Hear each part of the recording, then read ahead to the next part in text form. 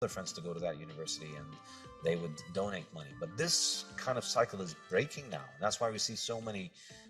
God, even the Economist, Miracle of Miracles, has published articles in the last month pointing out that the politicization of the university campus, which is something that I've been observing for like 20 years and have been warning people about, is having these massive downstream consequences throughout society. It's like, and that's definitely the case. And so why is that politicization occurring? So Exactly. And so for me, I wanted to just, it was like, Bitcoin, like Uber, it's a sidestep the entire monster and figure out what is the essence of what it is that I'm good at. I like to teach. I enjoy teaching. So I'm going to build a website, and I'm going to, writing the Bitcoin standard was what allowed me the courage to take this move, and I regret not doing it earlier.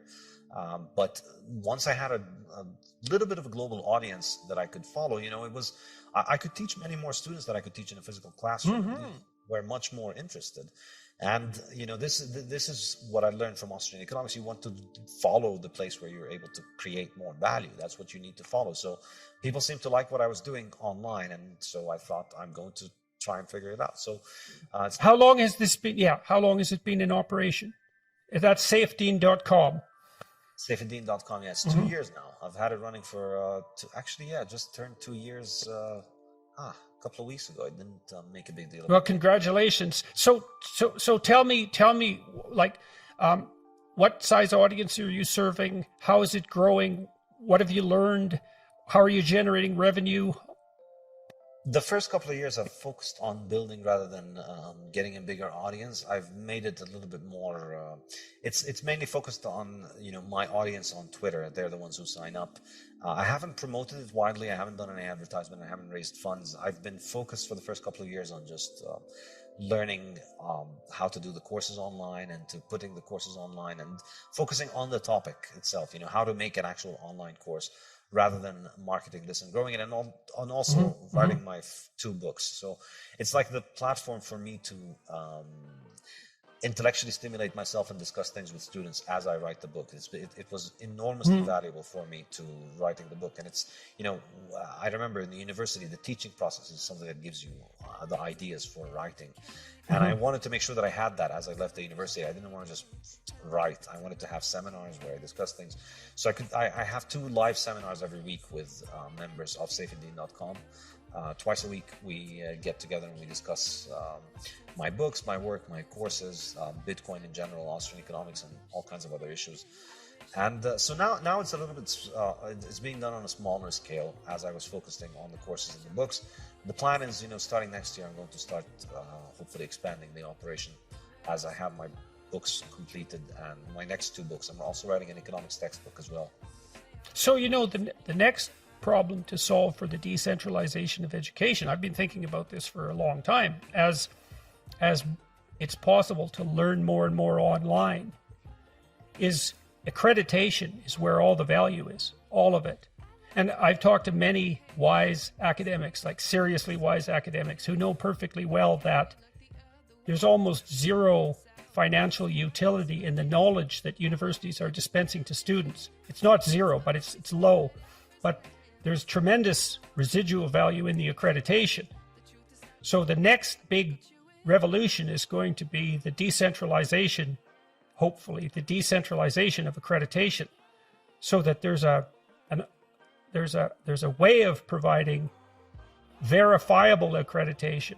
So I've been thinking about that. So to some degree, so you can imagine something like a set of exams where only 10% of the people who take them pass, or maybe it's 20%, that's bronze, 10%, that's silver, 5%, that's gold. You can retake the exams multiple times, but you keep it scarce. And so the accreditation, there's tremendous economic value in the decentralization of educational accreditation, because the content is going to be provided, right, by people like you, perhaps by people like me. That's going to just keep happening, and that's going to find its own market. So I don't know how that problem might be solved, but the way that I solved it in my first 2 years was that I just told people, I'm gonna only give knowledge. I'm not gonna do any kind of Test. accreditation. Right. Yeah. Yeah, and that's a reasonable approach too, and it sort of relies on your trust in the students themselves in some sense, right? You don't have to sit through this. You're not going to get anything out of it except the knowledge. That's a reasonable approach, and maybe it's the right one. It's just for those who wish to educate to do so, and to let the chips fall where they're going to fall. And also, I think, there are some downsides to testing, that you have to kind of formulate the education in a way that is amenable for testing, and that can corrupt the system.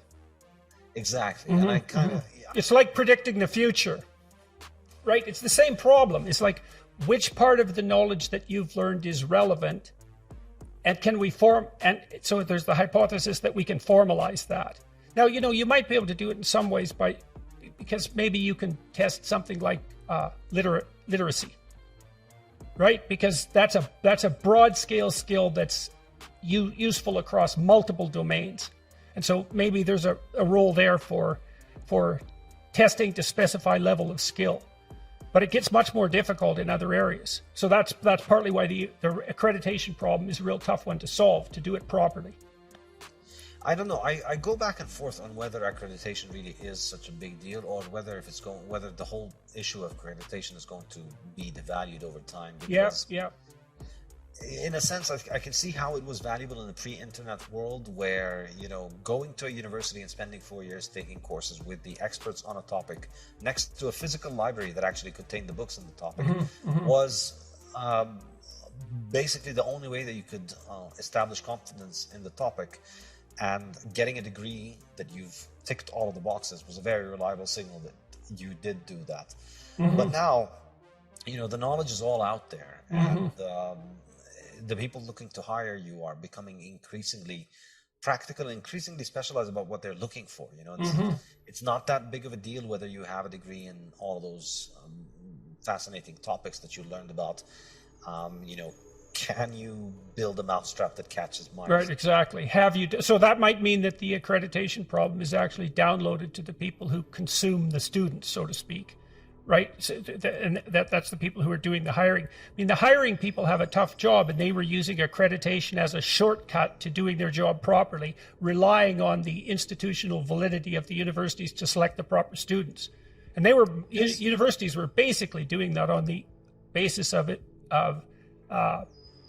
making it difficult to get into the universities, and by proxy selecting people who had high levels of G, fluid intelligence. So